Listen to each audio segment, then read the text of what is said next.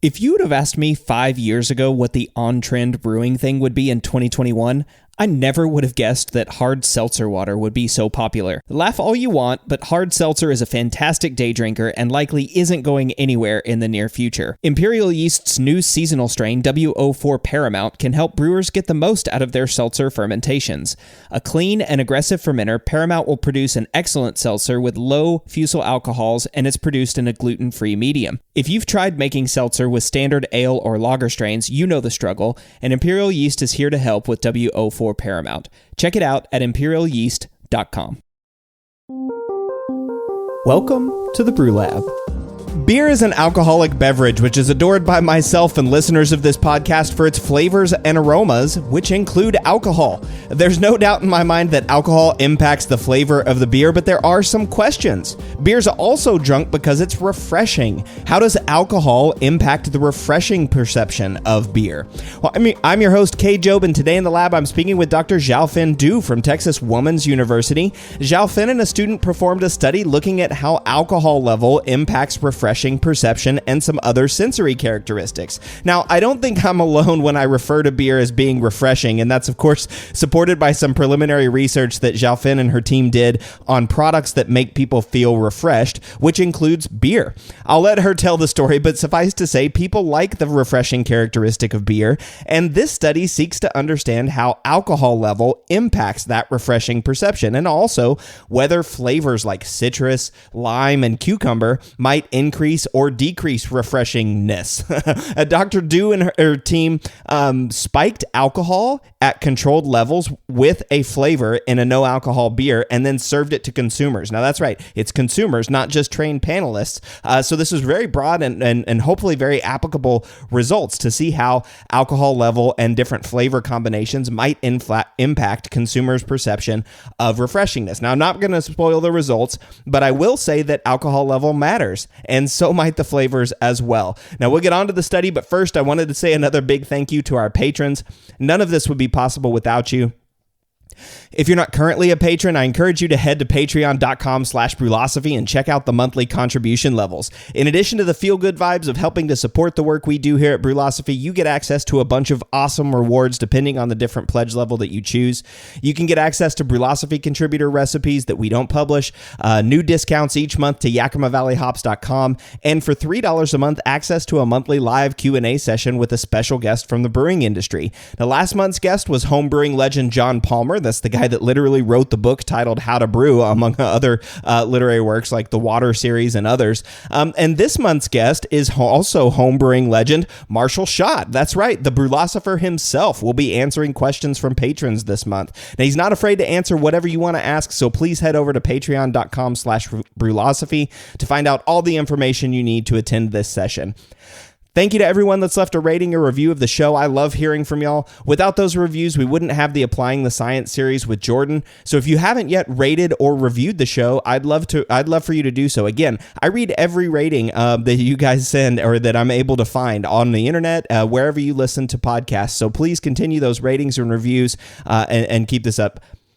Feedback's brought to you by the dedicated crew at Haas, who bred Sabro from a Neo-Mexicanus subspecies growing wild in the mountains of New Mexico. Think you know Sabro? Think again. This monster of a hop is efficient when it comes to delivering big flavor. Use less green to save more green, if you know what I mean. And if you like pina coladas and getting caught in the rain, try it in the Whirlpool. It's full of aroma and chemical compounds that last from the hot side to the final glass, even if you dry hop on top of it.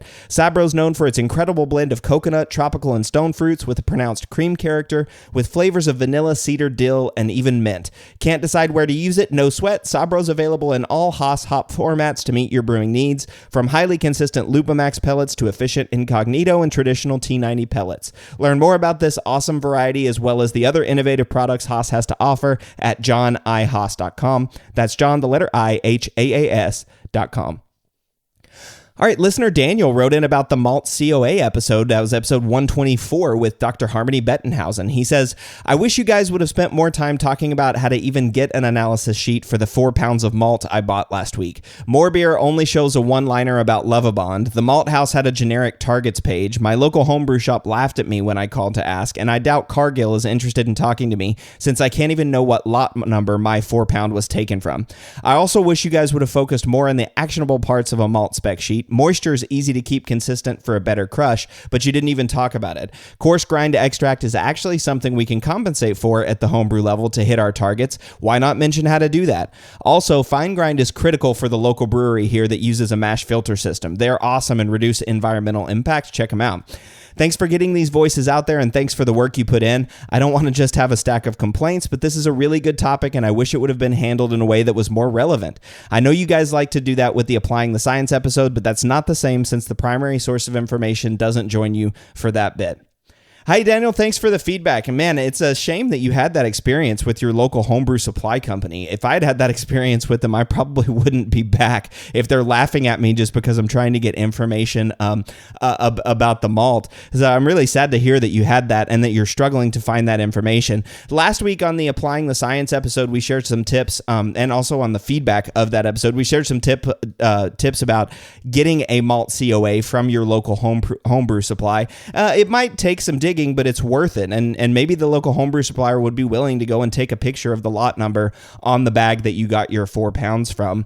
I wish that something that an experience that you hadn't had, but certainly something that I think we as homebrewers can do, right? If we need this information, it's useful to us, we should be asking for it, and suppliers should be providing it. Also, regarding moisture and extract potential, man, I would love to have enough time to go into detail about everything on the Malt COA. And I agree that those things are important, especially for homebrewers, but also for commercial brewers as well. However, the goal of that show was to talk about the things that Dr. Bettenhausen found most important on the COA. And she talked about the 3 things that she found most important. I'm sure if we talk to someone else, they might have different ones. Like you, for example, have ones that you think are more important on the COA. But what I hear in your feedback is actually a request to do another round of this show. And Harmony is probably listening to this. At least I hope you are. So Harmony, if you're listening, I'm going to put you on the spot and see if you want to come back and do another Malt COA episode. We can talk about some of the other items, like, for example, moisture or extract potential.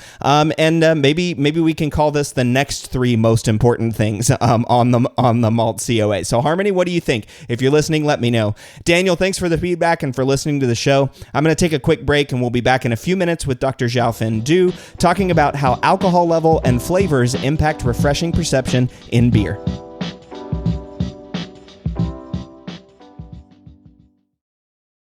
We all know that designing recipes is really fun, and doing it well is so much easier with good software. We at Brewlosophy recently made the switch to Brewfather, and honestly, y'all, we could not be happier. Brewfather utilizes the latest technology to bring you the most robust cloud-based recipe design software that can be accessed anywhere, on your phone, tablet, desktop, and even offline. It also works seamlessly with numerous third-party devices to make it easier to monitor every step of your brew. I know change can be difficult, but trust me when I say you need to go to brewfather.app today to try it out for yourself. That's brewfather.app. Are you opening a brewery or have you already? Did you know More Beer has a pro division?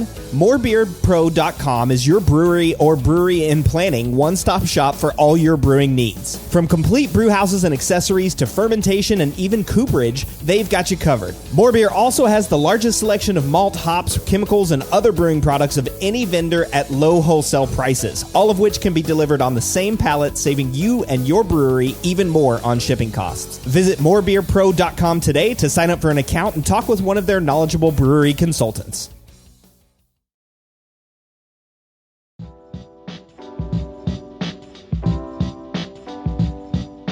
There's nothing like opening up a cold beer after being in the hot sun, that refreshing ka-ch and the subsequent long draft of beer is definitely a core beer memory for me. It's not really tied to a specific time or place. It's just part of my overall enjoyment of beer.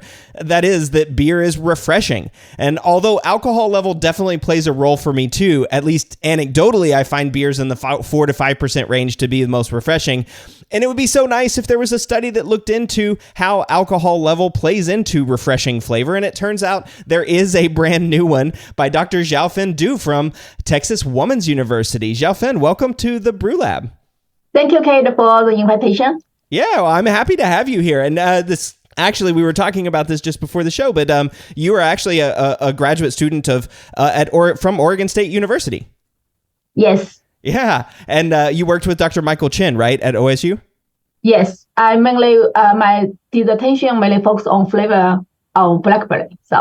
Flavor of blackberries. Oh yeah, there's a lot of blackberries here in Oregon, and very cool. And you know, I mean, back on alcohol level and beer, this is totally anecdotal, but I feel like I can definitely taste the alcohol level in beer, and certainly its absence in non-alcoholic beers and its strength in some of the bigger beers.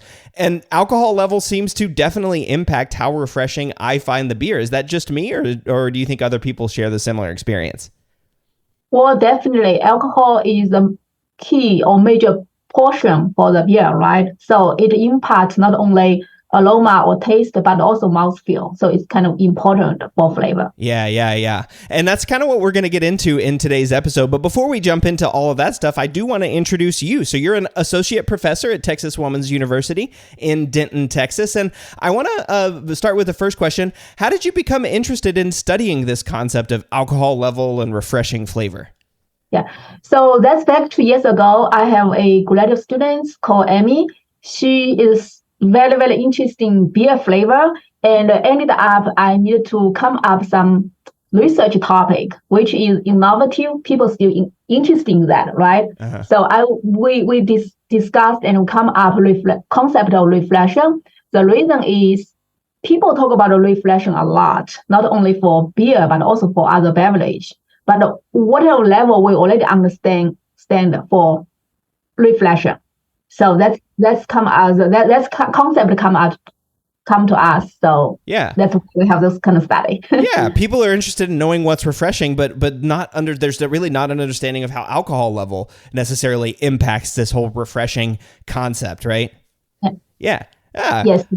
All right. And then so you guys you designed a study that looks at how alcohol level impacts not only refreshing perception, but some other sensory attributes as well, like cucumber and lime and what was the third one? I can't remember it off the top of my head right now.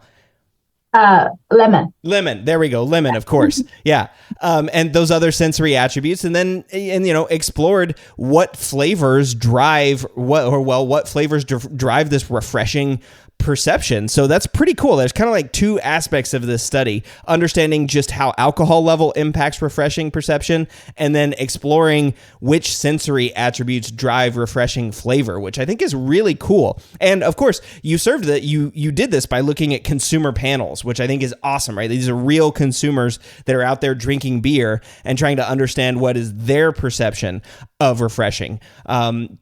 And so we'll get into sort of those results and what methods and tests you used. But I think that's a good overall summary of the study. Is that right? Yes. We come up with those flavors. The reason is for craft beer. Brewer is allowed to add some adjunct to create the extra flavor, right? Yeah. So we wondering the alcohol level pairing with other flavor, like. Then we come up with those common flavor. Cucumber is strange, I know. I mean, cucumber normally is vegetable flavor, not in beer, right? But we have other study talk about the reflection flavor for beverage, and we learned green notes, like fresh green notes, actually have highly associated with reflection. That's why we added the cucumber flavor to beer as well. Interesting. I've had several cucumber beers. I mean, there's one in Independence Brewing in Austin called Redbud, which is a cucumber beer. It's a sour beer that's red. And then I just had one from Creature Comforts in Georgia that had a cucumber lime beer, which was just so good. It's also a sour beer. So I love that cucumber with those that refreshing note. So certainly it's one for me that I really enjoy talking about. But all right, so let's start off then by talking about this concept of refreshing and its impact on alcohol level. I think we kind of need to start there because it's really important, right? Like, what are we talking about whenever we mean refreshing, and how do we even figure out what refreshing means? So in your study, you mentioned that there was this previous consumer study that showed that 99.8% of consumers had the need to consume a food or beverage in order to feel refreshed. Tell me about this study and what that conclusion means. Yes, before we conducted the beer reflection study, before that, we're trying to understand what meaning as for reflection for consumer. For a consumer, they never gonna change, right? Say what mean for that. So we conducted a consumer survey study and designed the questionnaire trying to understand the consumer's view of reflection in general. And I would say the conclusion from that study means reflection is more meaningful thirst quenching and energy restoring. That's I would say the key. I see. Thirst quenching and energy restoring. So this is, if I understand then, so this is kind of just asking consumers, what makes you refreshed? How do you feel about getting refreshed? When you're looking for something that's refreshing, what are you trying to find? And thirst quenching and energy restoring was sort of one of their main responses. Yes. Yeah. Well, that starts to make sense about some of these commercials I've seen in some of the big beer industries, right? Like Bud Miller Coors and Michelob Ultra and some of these other brands. It's kind of like, oh, this is a refreshing light beer. It's like, what was that? More taste, more refreshing, more taste, more refreshing. That whole, do you remember that commercial? Yeah. It's so it's kind of tricky. Is more flavor, more taste, or more reflection? Not necessarily, right? So it's kind of.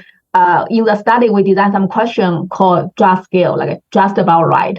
So you need something there, but too much is not good. I see. Yeah. You need something, but too much can be too. Yeah. It's all about sort of balance. Well, okay. So that's interesting. So your consumers in this preliminary study said we need something that's thirst quenching and or energy restoring to feel refreshed. So then how do you define like refreshing? Is it just like, okay, this beverage it quenched my thirst, or it gave me energy? How do you know if something is actually refreshing? Yeah, that's a very good question. There's a lot of conflict knowledge in the literature, and also not a whole lot of study really elucidate what meaning of reflection, or it may be product dependent. So, but so far as we know, reflection right now meaning is more like psychologically feeling, emotional feeling or response, but it's associated with sensory character or sensory attributes. So certain sensory, for example, color. So blue color, lots of beverages like a Gatorade, right? They have blue color, there's red color. Yeah. Blue color make people feel more reflection. So color have impact. Aroma for sure. Green notes will talk. Citrus, fruity notes. Those commonly people perceive the reflection, and the taste as well. If like a very sweet, people will not feel reflection.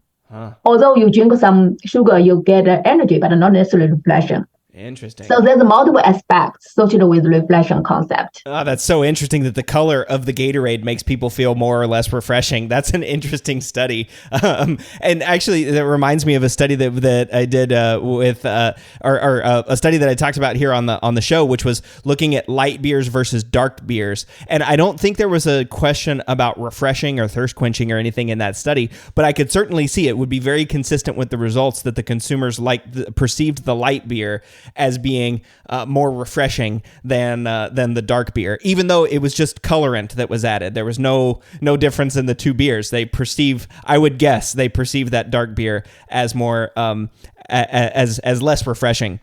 So what does refreshing mean for beer? You mentioned it might be sort of product development. Is beer a refreshing beverage?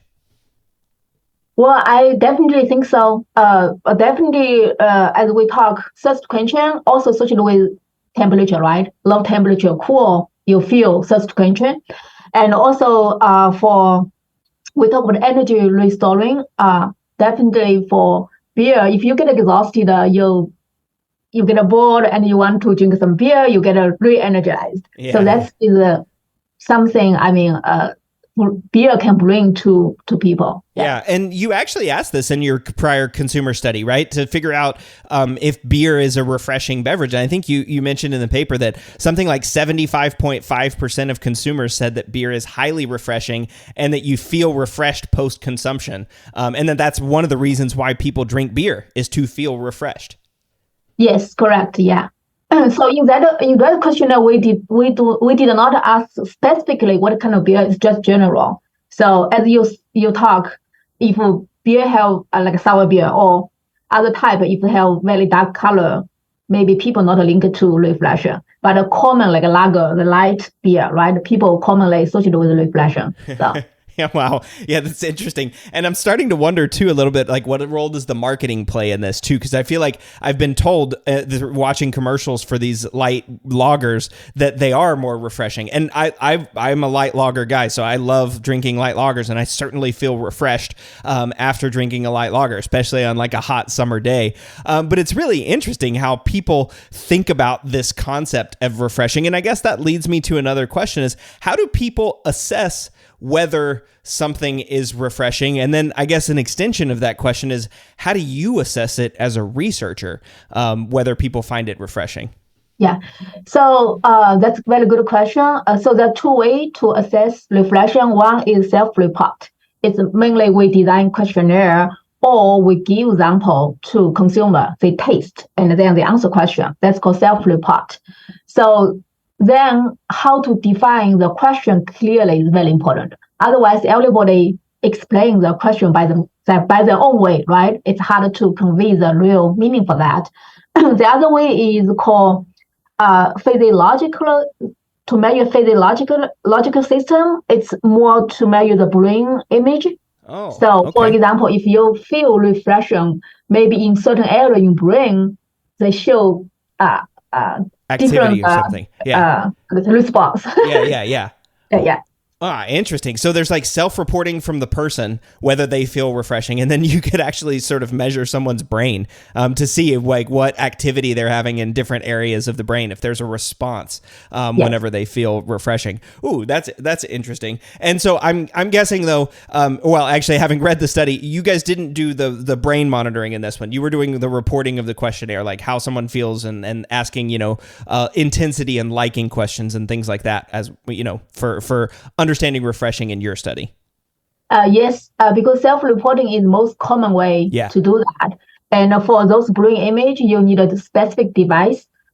That's much more expensive as well for the research. And we don't have those devices in our institute. Yeah, no, for sure. And still, I would say that there's still a lot that you don't know, right? I mean, who knows? Just because a certain area is activating when someone's thinking about refreshing, it doesn't necessarily mean it's refreshing. It could mean that they're just tasting something different, or there's some other part of their brain it's drawing up memory, or who knows? Any of those other questions. Yeah, but well, being as part of Brewlosophy, right, doing our experiment series, one of the big deals is that we do sensory research. We have our experiment, we change a variable, and then we serve it to tasters and have them pick the different beer in a triangle test, because it's important to know what the actual perception of the human is, right? Like what does that human taste, and then what are they reporting? Does it actually make it refreshing? So I want to jump then to alcohol level, because that was sort of a very unique aspect of your study. People have looked at what role alcohol plays in flavor, right, or in beer flavor, and people have looked maybe separately at refreshing, but not necessarily combining the two together. That was a unique aspect of your study, right? Yes.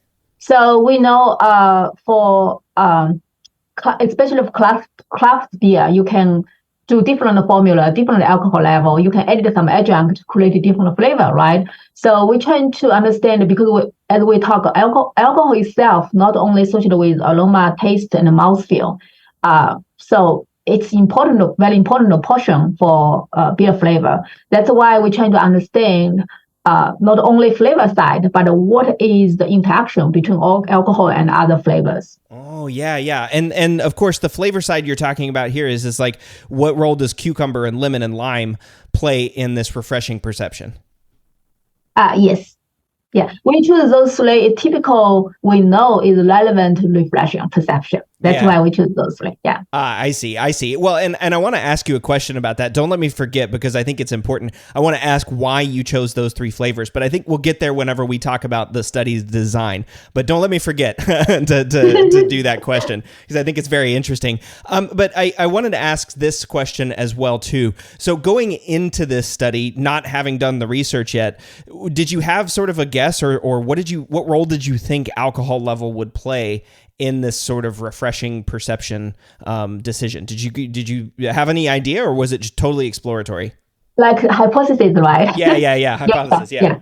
So we pretty much do some preliminary study. We perceive the mild level between below 5%, but above zero, because zero, we have some zero alcohol level, ABV beer in our lab, and it tastes very bland. Tastes not really a flavor there. Yeah. So we make a good guess, because if alcohol level is high, then the perception of alcohol dominate to the flavor, and for a consumer, you barely to perceive others. If you're not a drinker beer a lot, like say for naive consumer. Yeah. So that's a hypothesis. Yeah. Interesting. Yeah. So hypothesis is that there's this kind of sweet spot, like a low alcohol range where it's going to increase perception refreshing perception, but too high, too much, or too little is sort of bad and maybe won't make the beer as refreshing. That's the hypothesis going in. Yes. All right, cool. All right, well then let's jump into how you designed this study, and then we'll take a break and get into the results. And so I think the first thing is you started with a non-alcoholic beer. It was Heineken 0.0 Lager, which I think a lot of listeners on this show have had before. I've certainly had it as well. It's actually a really nice non-alcoholic beer, but it's 0.0, so it is actually 0 ABV lager. Yes, we tested several in the market. We trying to get some beer with nice clean taste, but less flavor there, because we spiked alcohol and flavor there, right? So we're trying to get the base beer which have mild taste but a pleasant taste as well. So and they donated a beer to us, so it's really nice. Great, yeah, that's awesome. Yeah, it's great that they donated the beer, and it's important that it has 0.0, because like you just mentioned, you're spiking in the alcohol and the flavor in this study, right? So as I understand, you had 12 beer samples, 4 different alcohol levels, and then 3 different flavor types. So why don't you tell us about that? Yes. So because we were trying to understand the impact of alcohol and flavor, that's why we have 4 alcohol level from 0, 2.5, 5.0, 7.5. So it's just make easy to design. And those 3 flavors is selected because we already talked. Citrus flavor is huge, is big flavor, not only for beer, but for other beverage. I mean, beverage in general. Citrus flavor number 1 tonality for drink. And the cucumber, I already talked, because in another study, we found the cucumber is really have highly socially refreshing. We just get curious, saying that's why we expect the cucumber flavor as well. So.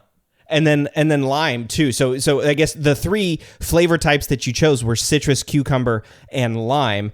Citrus, you just mentioned, is like one of the highest rated flavors that people like in beer and in a lot of things, right? I mean, citrus is in a bunch of different foods and beverages. And then cucumber, because there was a prior study that highly rated cucumber with refreshing. And that one, again, makes total sense to me, because I've seen those cucumber waters with like cucumber and lemon, and that is just so nice and so refreshing, especially in Texas in a hot summer. And then lime. But so why lime, and why the distinction between citrus and lime? Yeah, the big difference is citrus is more sweet, fruity, just represent general like a orange or lemon. make people feel, oh, this is citrus, right? But the lime is very specific, right? Lime is more green, more peely notes. Yeah. So, I mean, so that although lime also belong to citrus family, but they're different flavor. Yeah, I think that makes sense to me, right? Citrus encompasses a bunch of different flavors. It's like fruit, like orange. It can be tangerine. It can be, any of those lime, lemon. Any of those flavors. But I see what you mean, right? Like citrus is more like a fruity flavor, a more sweet, a more fruity. Whereas lime is very specific. It's can sometimes be like bitter and sour, but also, green and maybe more. I don't know, biting is the right word, but maybe more pungent or more specific. And pungent, good term. Yeah, pungent. Yeah, is a good term. And of course, people put limes in their beer, right? I mean, Corona is one of the big brands that all of their marketing materials show their beer with lime in it. So it's certainly intended to be a refreshing beer combined with lime flavor. So okay, cool. And then of course, I had a couple examples already that I've shared about cucumber. So I understand now why you're doing those three flavors. And so then the question is not only how does ABV or how does alcohol level influence people's refreshing character, and how does flavor, spiking citrus or spiking cucumber, spiking lime impact people's perception, but also the interaction of those two. How does alcohol level change the citrus or cucumber or lime flavor or the experience that people have with refreshing at these different levels? Is that right? Yes, correct. Okay, cool. And then you mentioned that you tasted through some other beers and decided on Heineken 0.0 because it's kind of like a nice base beer. It's a nice, decent, non-alcoholic beer.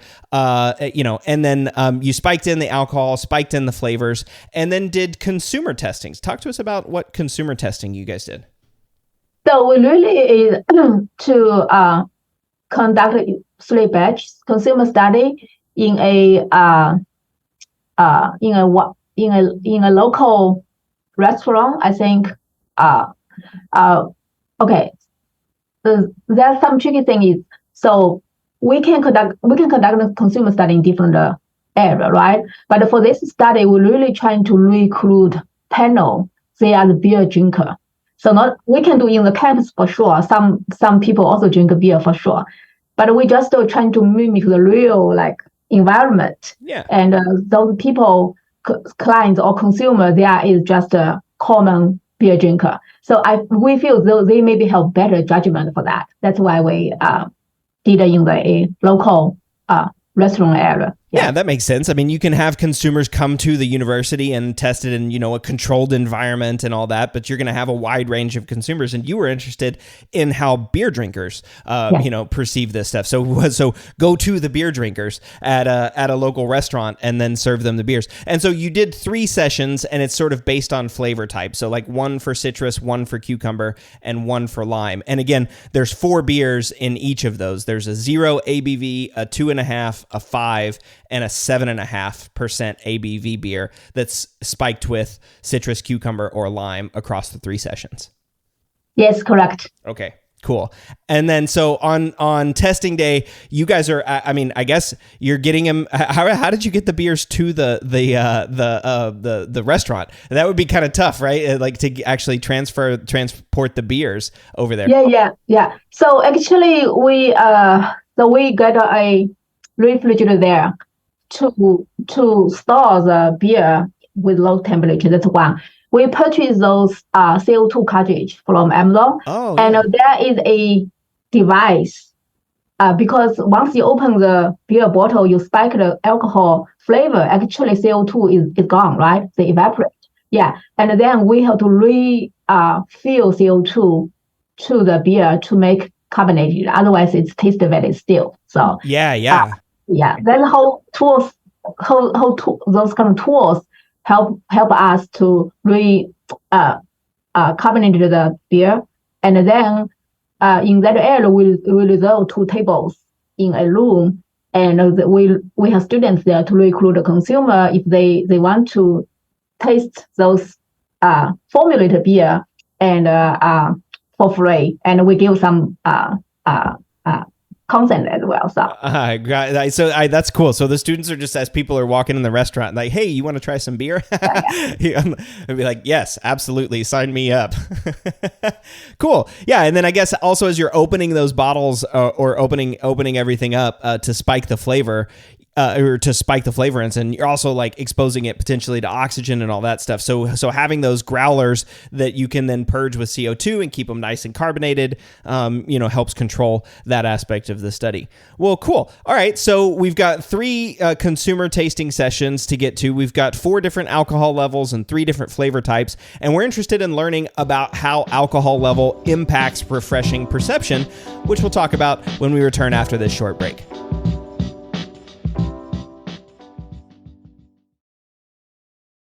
One of the biggest improvements to my brewing practices was the upgrade to stainless steel, and Delta Brewing Systems offers some of the lowest prices on high-quality stainless gear, like the Firm Tank, which holds 8 gallons or 30 liters of wort, comes with a domed lid to reduce the chances of a messy blow-off, and it can hold up to 4 psi of pressure. Delta Brewing Systems also has their own line of brew kettles, as well as one of the lowest-priced all-in-one electric brew systems out there, and their prices are remarkably affordable. If you're in the market for legit stainless gear that won't break the bank, you've got to check out deltabrewingsystems.com.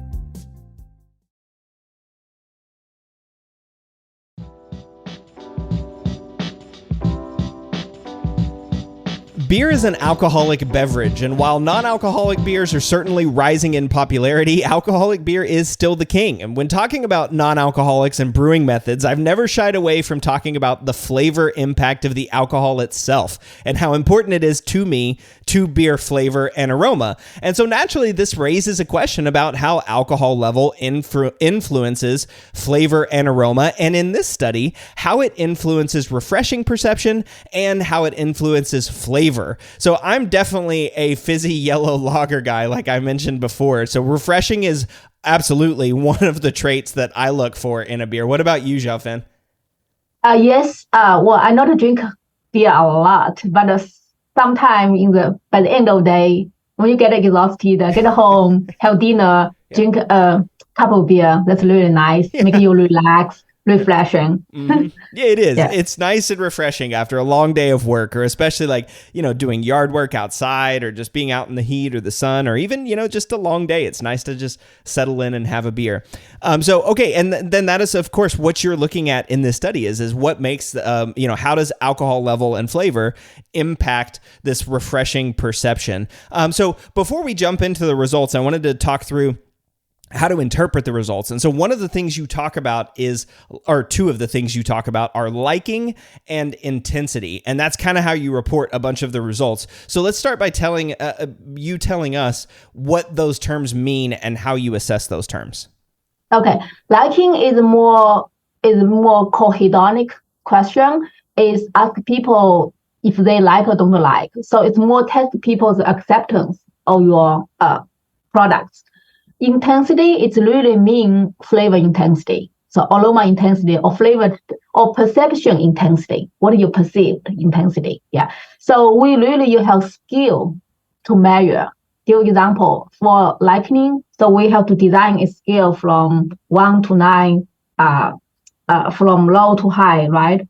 Then for intensity, the same. You need to give people skill so people can choose certain skills. Say, hey, this intensity is middle level or high level or low level. Yeah. Oh, interesting. And then so you serve them the beer and ask them, like, what is your is it pure hedonic? Like, do you like this beer, and how much on this scale from like, totally dislike to like the best thing ever, or is it like specifically about refreshing, or how does that work?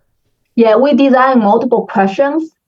For example, how much do you like reflection of this beer? And then you have the answer, the response could be dislike extremely from 1 to like extremely to 9. So they have 9 points. So people can answer question one by one.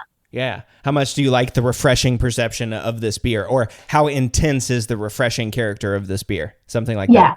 Yeah. If you ask intense, then you'll be from none to very strong, right? Yeah. So there's a skill for that. So the reason to design this way is if we identify people like or do not like, but we will try to understand why. why they like, why do not like. Then that's the intensity question is trying to answer the consumer's acceptance. So if they don't like, maybe too much or too little, or if they like, maybe just about right flavor. So I see. So that makes sense. So you're using these two together. You're saying, does the consumer like or don't like, and where on the scale is their liking? So if they have really high liking and the alcohol is in the middle, then you know that, like, okay, that middle area of alcohol is where consumers like and prefer. Yes. All right. And that's sort of using your hypothesis, right? Like, that's kind of what you guys expected to see. But of course, we'll get into the results and figure that out. Okay, so keeping that in mind, thinking about liking and intensity and that interrelationship, that's kind of how we start talking about the results. And I guess I'll throw it to you. Which results do you want to discuss first? Beer refreshing perception, or alcohol level, flavor type? Where do you want to start? I would say, as we already mentioned, alcohol level, if, as we found, like alcohol level, if too low or too high, it's not really make feel pleasant. It's like a feel very, very low. You feel less mouthfeel, less flavor. Too high is too dominate. Then you have certain too much aroma, very pungent, or too much mouth sensation, or burning, or bitterness. Those flavor attributes come from alcohol. Yeah, interesting. Yeah, so like mouthfeel, the alcohol plays a really interesting or important role in mouthfeel. But I guess, like, even from a higher level, one of the big takeaways that you had is that alcohol level does significantly impact liking and intensity of refreshing perception, right? Like it plays a role in people's perception of refreshing character. Yes, it's significant correlation, I would say. Okay, significantly correlated with refreshing perception. Yeah, and it's kind of cool too, because like in your results, you showed that the 2.5 and the 0% beers were sort of rated the highest, and then followed by the 5%, and then the base beer, and then the 7%, the 7.5%. But the takeaway for me there is that the 7.5% ABV beers received the lowest ratings for refreshing perception, and both liking and, well, the intensity was probably low for refreshing perception, and then liking was also low. Yeah, I guess it's because 7.5% ABV make you too strong mouth sensation. Then you not really perceive refreshing. You more perceive too much in your mouth. So yeah, it's like the opposite of refreshing. It's like It's almost unrefreshing because it's so high. And I guess that makes sense to me too, right? When I think about, like, again, I think one of the reasons I like light lagers is because of growing up in Texas, where it's hot, and I need a beer that's refreshing. I don't want a beer that's huge ABV that's going to take me a long time to drink through, and because one, it's going to dehydrate me a lot with the higher alcohol content, but two, it's usually got a thicker mouthfeel, and it just feels like a thicker beer. It's just not as refreshing to me as those more low ABV, like in that 4 or 5% or lower range. Those beers are actually very refreshing. Yeah, I agree with you. Yeah. And so, okay, so this is also, a key point too, that this is ethanol that was spiked into a non-alcoholic beer. So there's not a lot to hide behind in this beer, right? I mean, this is a very low, it's a good tasting 0.0 non-alcoholic beer, but it's not like it's got a lot of hops or a lot of malt character or a lot of other areas to hide. I mean, this is a really pure test of just alcohol level, right? Yes, as we already talk, we choose those Hanek 00 is because it itself tastes very clean, mild, but it's not like a still. It's still crispy clean, so that's why we choose that. Yeah, crisp and clean. But I do have to ask a question. I kind of want to ask, do you think these results might have been different if it was done in, say, like a pale ale or something, like with more beer flavor? Do you think that the alcohol level would still impact that refreshing perception in the same way? Or is this, something that might need to, or that an opportunity for further exploration? Yeah, I agree. That's a really good question.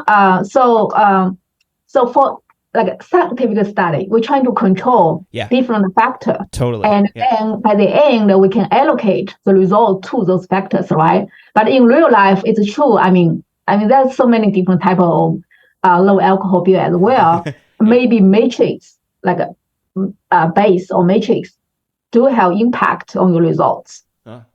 Yeah, it could be. It's certainly, I mean, I would say at least anecdotally, I mean, this would still seem to be, very, very true to me, right? If I'm thinking about a pale ale even that's, got an IPA or like a session IPA, I mean, the whole reason that exists is because people want to be able to session it, right? They don't want a high alcohol level or a huge hop character. They want to be able to drink it, for in a session or several beers in a session. So, anecdotally, I think there's some evidence that this makes sense, right? That people like beers in this sort of like mid to low alcohol range, at least if they're looking for refreshing beers. There are, of course, times where I'm not looking for a refreshing beer. I want something hoppy, or I want something dark, or I want something that's high alcohol. I want something that's warming, right? Those are different characteristics than refreshing. And so this was a cool quote from your article. Is too much alcohol, such as the 7.5% ABV, might change the flavor balance for beer samples, causing an unbalanced flavor. So that kind of segues us into the impact of flavor. So why don't you talk to us about how flavor was impacted, and then maybe this interaction between alcohol and flavor together? Yeah, I think by the end, when consumer perceive, oh, this is good flavor or bad flavor, it really balance. You already mentioned balance is very important. And the dimension also very important, or how rich, how complexity is very important. Yeah. Because balance, you feel pleasant, not like strange, right? The other thing is, if you impart like diverse mention of flavor, you have hop flavor, barley flavor, yeast flavor produced by yeast, but you also added other adjunct like citrus or other type of flavor. You just make your drink very rich in flavor. So definitely that, as we already talked, citrus flavor or citrus family flavor, they are commonly relevant to reflection perception. Yeah. That makes sense, right? I mean, people are often adding that. Breweries are often adding lime or citrus or something like that to their beers in order to increase the refreshing character, to make it taste nice and wonderful. And that's totally okay. I mean, there were several beers at the company that I worked for in Austin, Blue Owl, where we added lime or we added pineapple or different kind of flavor characteristics to make a beer taste so much better. I mean, I think about Lime Tastico, which is a sour beer which is salted and had lime added to it, and that beer was incredibly refreshing. Yeah, it was really, really good. So then, in terms of flavor, I guess sort of alcohol level and flavor type, you mentioned it's balance, right? Balance is this kind of key. And I know a lot of people don't like talking about balance, whenever they talk about beer flavor, because it's an overused word, but it really is imperative. The balance of alcohol and flavor. And actually, this is a direct quote from your paper. It says, the results indicated that the balance of alcohol and flavor is imperative for optimal refreshing perception. One cannot overpower the other. A synergy must be met. That's a great summary of how alcohol level and flavor additions interact with each other. Yeah. So when we talk about balance, more come into mind is balance in intensity. But for different type of flavor, like say alcohol flavor or citrus flavor or hop flavor, right? So they all balance also mean they needed to have certain congruence or harmony between them. Like let's say, it's just give example like iced tea. So lemon and black tea, they just pair so well. People get familiar. People like that. But for beer, same. If you added some beef flavor to beer, maybe even the flavor intensity balanced, but the flavor type is not pairing or matching with each other, then you will feel very weird, like a beef flavor. Right. And it's not, and it would not be very refreshing, I would think. Yeah, for sure. Yeah. But okay, yeah. So then on the flavor issue or flavor side, then we're looking at citrus, cucumber, and lime flavor. And were there any differences in those flavors? If you're just looking at the flavor and how flavor impacted people's refreshing perception. Well, they have different well, definitely they have different tonality. They have different perception because the direction is different. Oh, sure. Or flavor direction attributes different. Yeah. Sure. Yeah. People were able to clearly perceive that like cucumber is different than citrus is different than lime, right? That's what you mean. Like they're able to very clearly perceive those differences. But were there differences, like, for example, in like, intensity or people's liking of the beers based on the flavor? Did people like citrus beers more than cucumber or more than lime or any of that? Or were they all pretty much the same? Yeah, no. People, I think, very familiar with citrus flavor in beer. So beer itself, common beer, right? Common beer, they have certain tropical flavor, fruity flavor notes there, right? So citrus flavor, I feel people most familiar with. I guess maybe also from life experience, as we already talked, citrus flavor is everywhere. Yeah. Every drink or daily product, I mean everywhere. So cucumber is less familiar with. The score generally is lower. I guess is less familiar with. I see. So cucumber then was less well liked than like citrus and lime. But who knows? That doesn't necessarily mean that cucumber was not refreshing. It just means that citrus and lime are more common flavors, and people definitely find those as refreshing. And so at least in this study, cucumber wasn't as refreshing as those two, but not necessarily unrefreshing.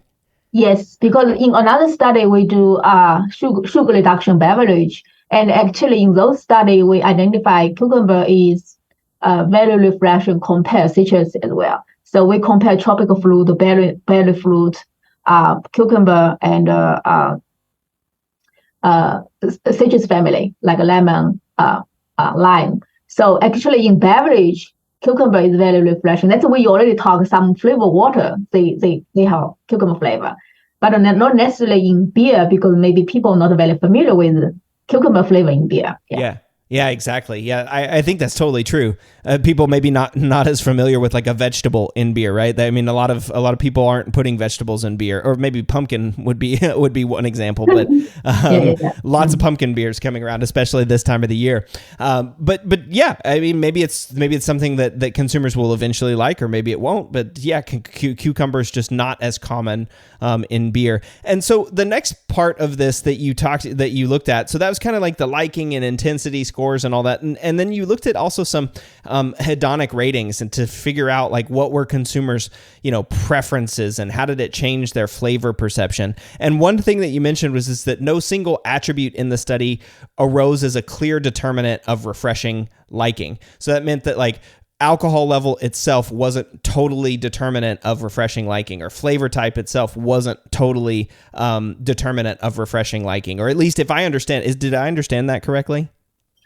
Yes. So I would say because the flavor itself is not a single dimension, it's multiple dimension, right? It's have aroma, have taste, and have more different aroma, different taste, and mouthfeel as well. So certain aroma people is more think about it positive direction, like fruity notes, fresh notes.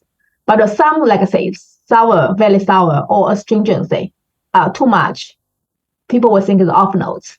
Right. So it's kind of really is kind of balanced. You need a balanced flavor or overall tonality to bring in reflection perception instead of say, hey, or only single factor determine reflection. So it's this balance. It's the interaction between the different flavors, and again, I mean, we mentioned it earlier, but one of the things also that's important here to restate is that changes in alcohol level did impact other flavors. It's not just the balance of alcohol and flavor; it's that the alcohol level actually changes the intensity of some of those flavors too, right?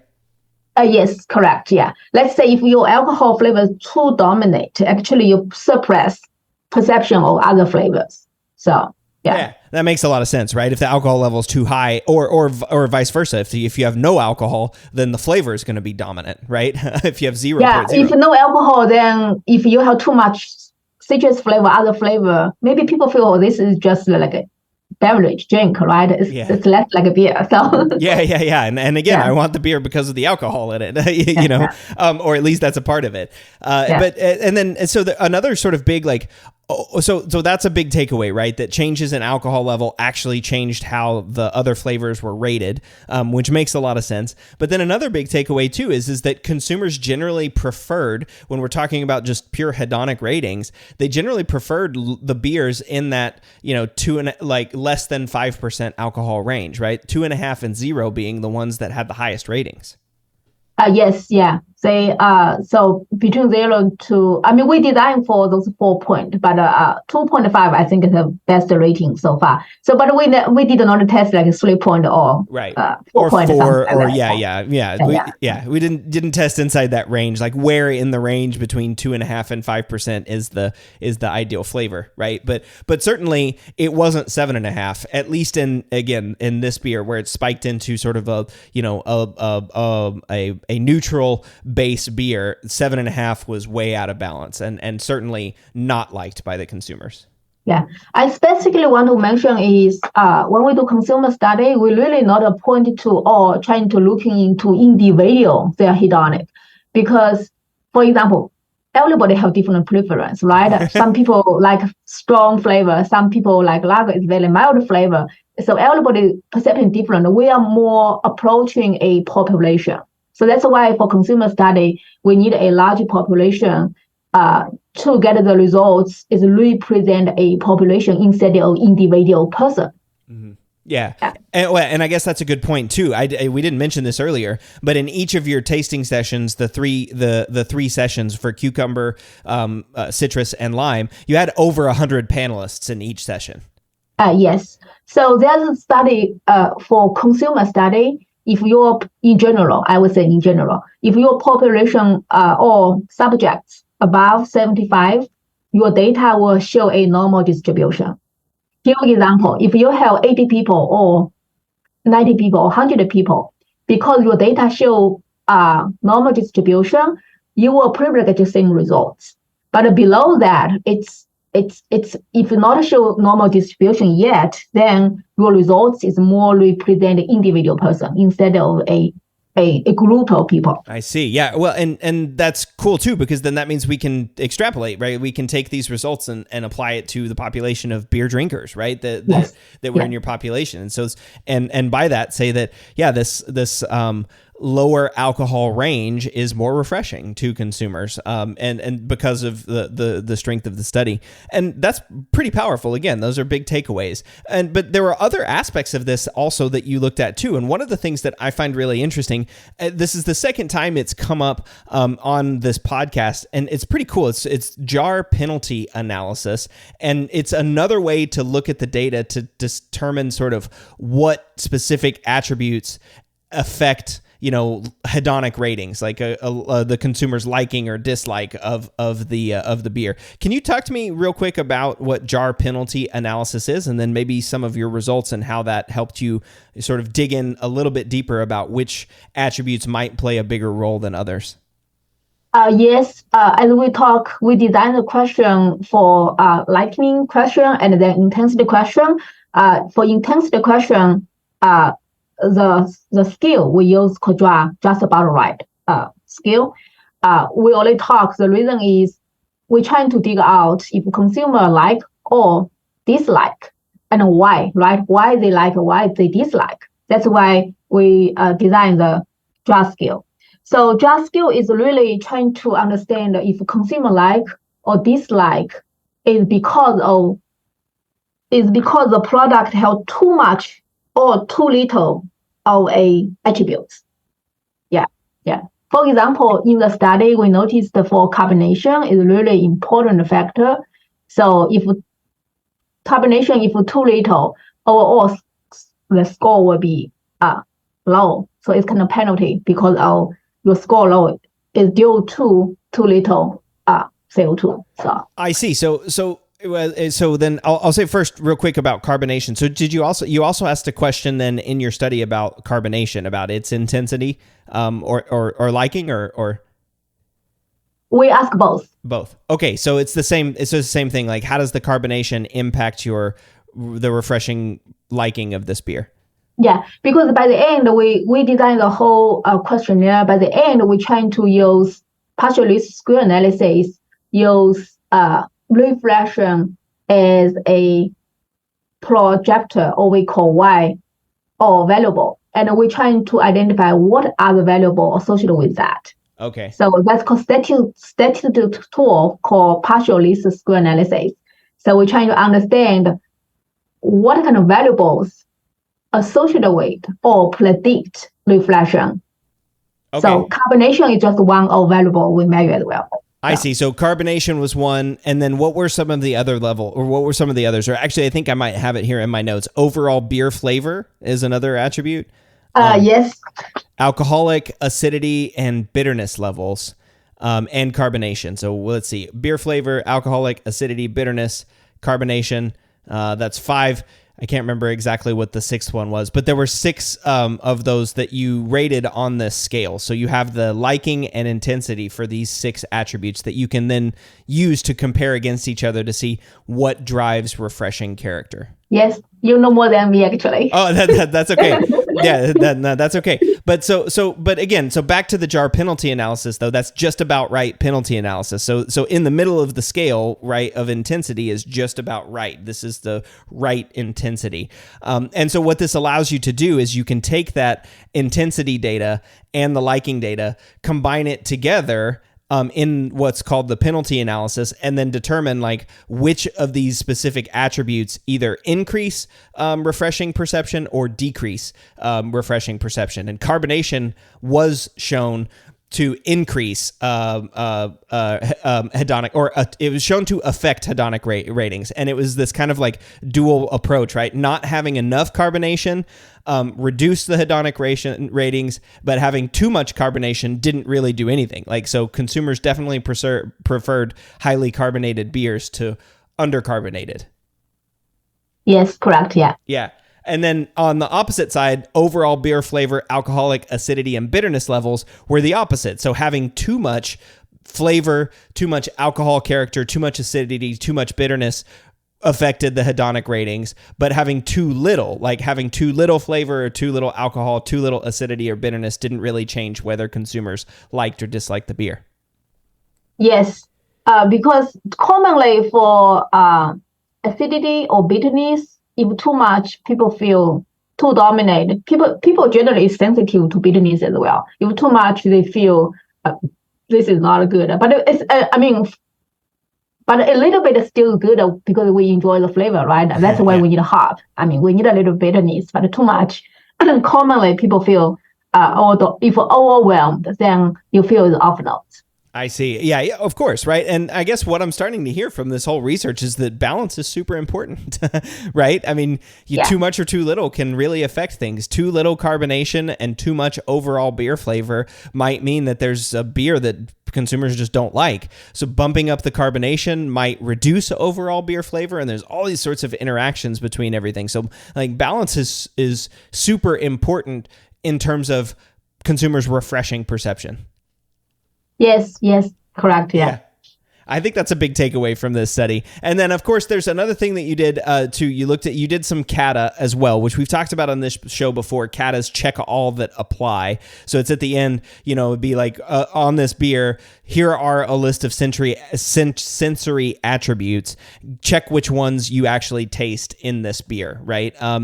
So you guys did Cade as well, and were able to sort of relate the attributes using a correspondence analysis or something like that, right? Yes. The reason to design this is because we designed those around 15 questions you already mentioned. But beer, have different. Beer is rich in different flavor, right? So we don't know if we miss others. So that's why we design a Cade question. Those attributes have not been included in the questionnaire for hedonic and intensity. I see. Yeah. So those are different. These were different attributes that you look for in the Cade to just make sure you're not missing anything. Yes. Yeah. We just trying to make sure, let's say, if a consumer evaluate all this, or maybe just they like or they don't like, but maybe they think about other things, right? Not in the list.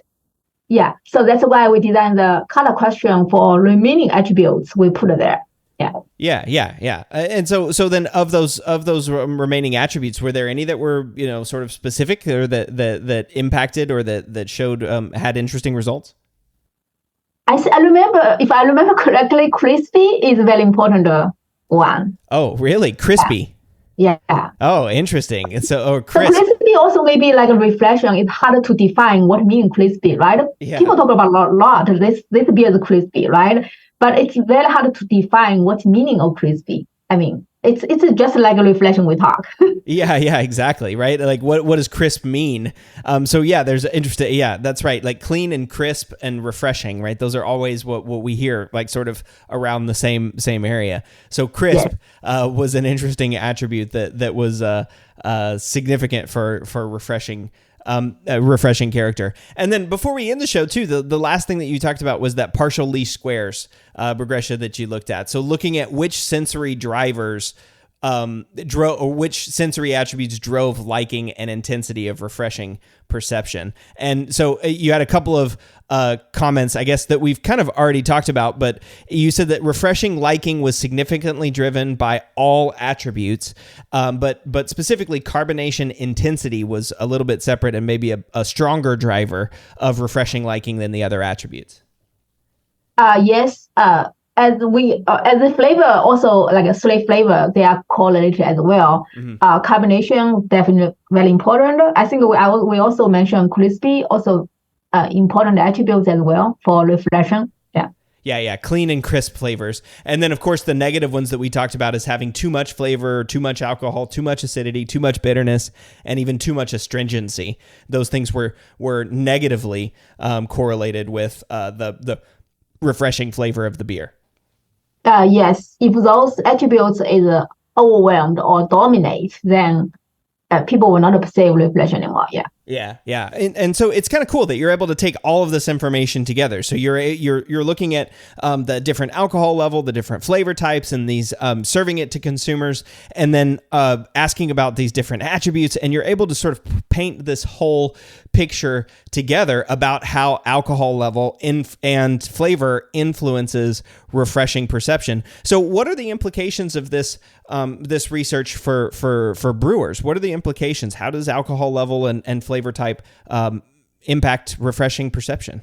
So I'm thinking, let's say at the first beginning, we already talk, people drink beer, around more than 80% of people think reflection is so important. So reflection definitely is very important concept, but how to deliver those reflection perception, it's really associated with alcohol level, flavor we already done. Well, there may be others, right? Like carbonation we already mentioned. Temperature for sure is very important.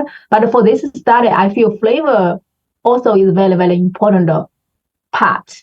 But for craft beer, if they want to create like a reflection beer, like how is there any universal rule or not? We don't know. That's why we need more study for that. Right. Yeah. But this is sort of the first step, right? It's now to show that, like, hey, alcohol level is going to influence how refreshing a beer is. So if you're trying to make a crisp light lager and it's just coming back and consumers are telling you it's not refreshing or it's not as refreshing as you want it to be, maybe adjusting alcohol or adding some flavor to it, like lime or citrus or lemon, maybe those things, or cucumber, for example, might be an interesting one too. Maybe those things can help you improve how refreshing your beer is. Yeah, definitely. Even for beverage industry, the same. They like all those flavored water. They're trying to impart better perception. They mainly play with flavor, right? They different sugar level, flavor level.